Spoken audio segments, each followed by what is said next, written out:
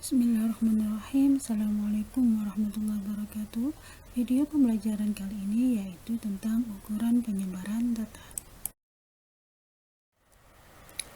Pada materi ukuran penyebaran data, kita akan belajar tentang yang pertama yaitu jangkauan atau rentang atau nama lainnya yaitu range. B. Jangkauan antar kuartil atau hamparan. Yang C yaitu simpangan kuartil.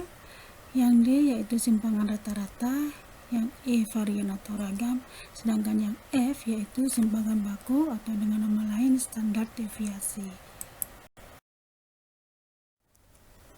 Jangkauan atau rentang nama lainnya range yaitu selisih antara nilai maksimum dan nilai minimum suatu data yang disimbolkan dengan huruf R. Jadi R atau range adalah X max dikurangi X min, nilai maksimum dikurangi nilai minimum. Sedangkan jangkauan antar kuartil atau nama lainnya adalah hamparan, yaitu selisih antara kuartil atas dan kuartil bawah suatu data, disimbolkan dengan huruf H. Jadi H adalah Q3 dikurangi Q1. Sedangkan C yaitu simpangan kuartil dengan nama lain jangkauan semi antar kuartil, yaitu setengah dari hamparan.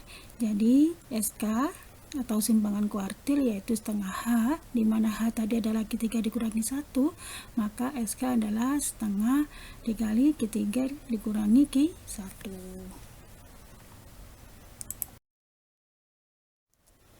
Perhatikan contoh yang pertama ini ya. Misalkan ada suatu data.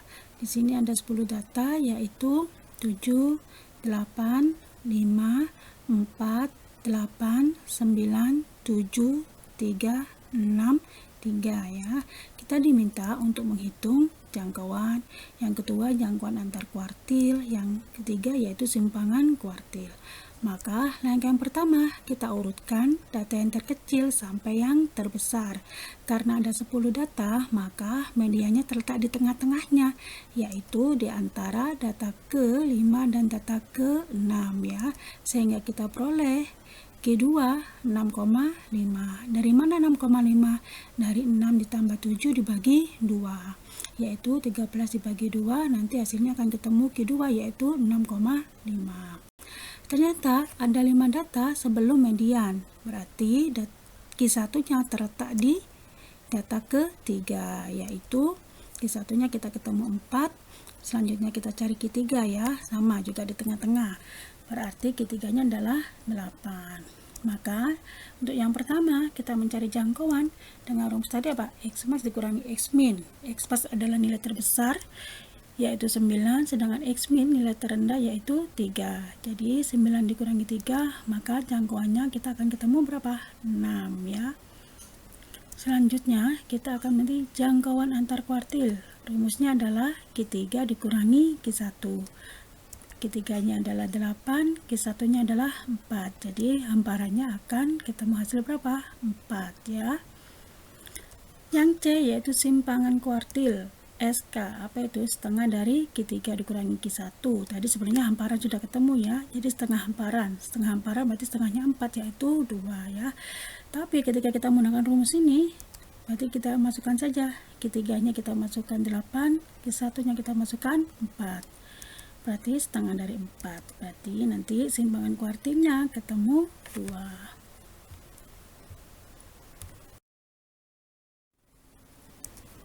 Simpangan rata-rata atau kita singkat dengan SR yaitu sigma atau jumlahan mutlak dari selisih setiap data dengan rata-ratanya dibagi N atau banyaknya data ya. Kita langsung ke contoh. Misalkan ada suatu data yaitu 6, 4, 5, 3, dan 7. Ada berapa data ini? Ada 5 ya. Maka langkah yang pertama adalah kita mencari rata-ratanya, sehingga kita peroleh rata-ratanya adalah 5 ya. Kemudian kita masukkan ke rumus SR yaitu jumlahan dari nilai mutlak selisih setiap data dengan rata-ratanya dibagi N. Nah, data pertama berapa? 6 ya. Kita mutlakkan selisihnya dengan 5. Kita jumlahkan terus ini. Tadi mutlak dari 4 dikurangi 5. Data yang ketiga adalah 5, berarti mutlak 5 dikurangi 5.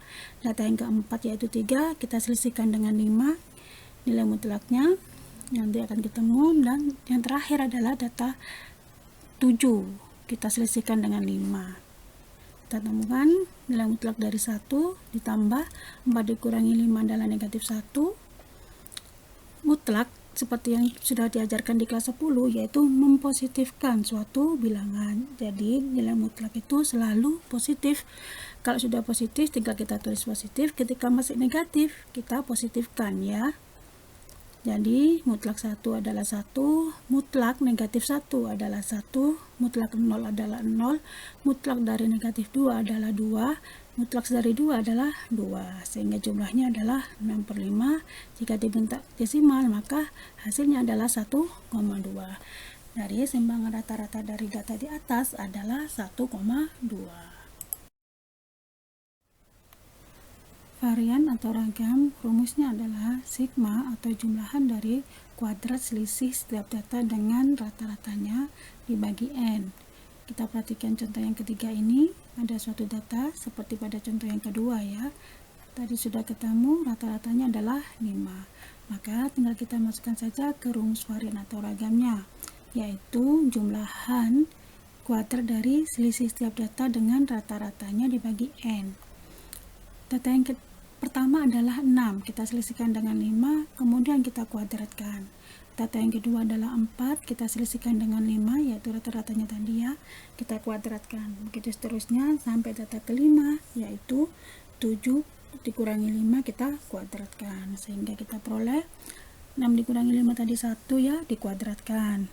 4 dikurangi 5 min 1 dikuadratkan, 5 dikurangi 5 0 dikuadratkan, 3 dikurangi 5 hasilnya min 2 kita kuadratkan, 7 dikurangi 5 hasilnya 2 kita kuadratkan. Maka 1 kuadrat adalah 1, negatif 1 dikuadratkan adalah 1, 0 dikuadratkan adalah 0, negatif 2 dikuadratkan adalah 4, dan 2 dikuadratkan adalah 4, dibagi 5. Kita jumlahkan 1 tambah 1 ditambah 0 ditambah 4 ditambah 4 kita ketemu 10 ya. 10 dibagi 5 adalah 2. Yang terakhir yaitu simpangan baku atau standar deviasi. Rumusnya adalah kuadrat dari varian atau ragamnya. Jadi langkah yang pertama untuk mencari simpangan baku adalah kita mencari rata-ratanya dulu. Misalkan di contoh yang ketiga ini tadi sudah ketemu ya, rata-ratanya adalah 5. Langkah yang kedua yaitu kita mencari varians atau ragamnya.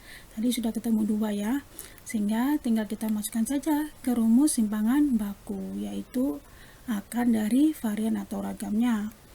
Jadi simpangan bakunya adalah akar 2, karena varian atau ragamnya tadi sudah ketemu 2, berarti simpangan bakunya adalah akar 2. Akhiri pertemuan kali ini. Wassalamualaikum warahmatullahi wabarakatuh.